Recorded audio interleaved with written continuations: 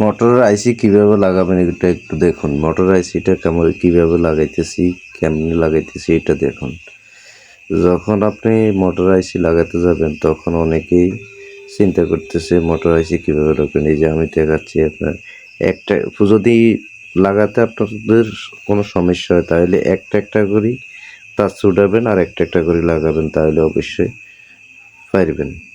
আর যদি ও কিছুটা জানা থাকে তাহলে তো হইল, মানে কালারে মিলেই সুন্দর মতো দিবেন। সিরিয়ালে প্রথম লালটা দিবেন, পরবর্তীতে আপনি কালারটা দিবেন, এর পরবর্তীতে নীল কালারের দিবেন, পরবর্তী হলুদ কালার দিবেন, এর পরবর্তীতে আপনি সবুজ কালার দিবেন। এই যে ওনার মোটর আর কি, এই লোক এই দুইটা নিয়ে আসছে মোটর, দুইটাতে এখন আইসি লাগানো হবে। হ্যাঁ, তো আইসিগুলো কীভাবে লাগাচ্ছি দেখুন।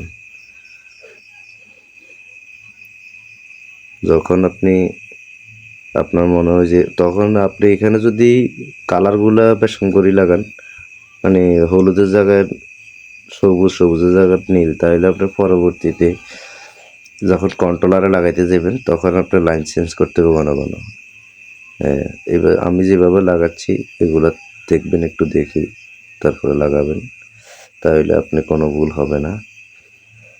আর বিশেষ করে দেখবেন মোটরে কোনো সমস্যা আসেনি বা কোনো ধরনের কোনো পানি টানি আসেনি বা মৌফিল টুফিল অনেক সময় ঢুকে, এটা ওয়াশ করে নেবেন, ওয়াশ করে গরম করে নেবেন। নেক্সট ভিডিওতে দেখাচ্ছি কীভাবে হিট দিবেন।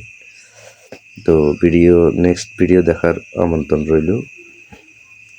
কেমন আছেন বন্ধুরা সবাই? আশা করি ভালো আছেন। যদি ভিডিওটা ভালো লাগে অবশ্যই ভিডিওটা শেয়ার করে দিবেন। এই যে আমার কাজ প্রায় কমপ্লিট। ধন্যবাদ, সবাই ভালো থাকবেন।